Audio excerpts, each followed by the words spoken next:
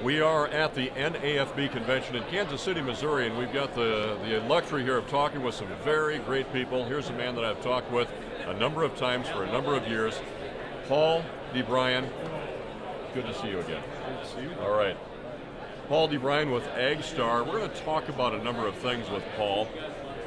With AgStar, again, you can go directly to his website from this video. You'll see the hyperlink. Just click on that. It'll take you to agstar.com.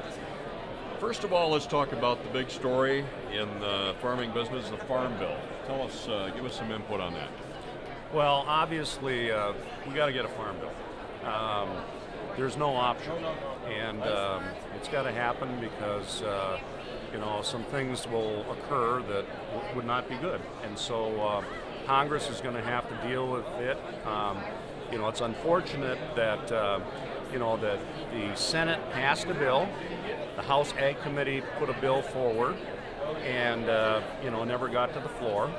And so hopefully in this lame duck session something will happen, and it'll probably be either an extension that will occur or, you know, an outright approval of a farm bill. But it's very important for our clients and all farmers because there needs to be a certainty as it relates to what the Farm Bill is about. And so something's going to have to happen. It'll likely be either an extension or an outright approval, but if something doesn't happen, things are not going to be good. So I guess I don't even understand why, and I guess I'm speaking for all the farmers out there, and perhaps your thoughts are the same. Why is it even an issue?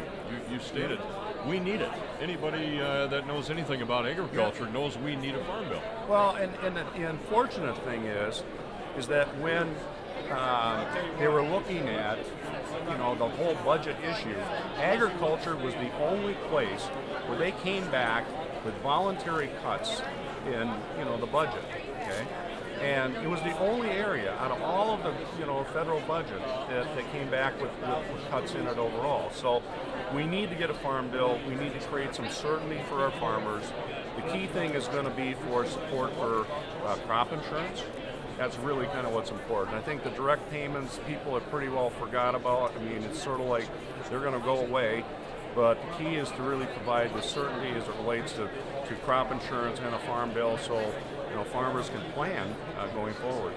Paul, you're familiar with our area, eastern South Dakota, northwest Iowa, southwest Minnesota, that northeast Nebraska. Let's talk about, let's take it from the Farm Bill. Let's talk about something else very critical, and that's land values.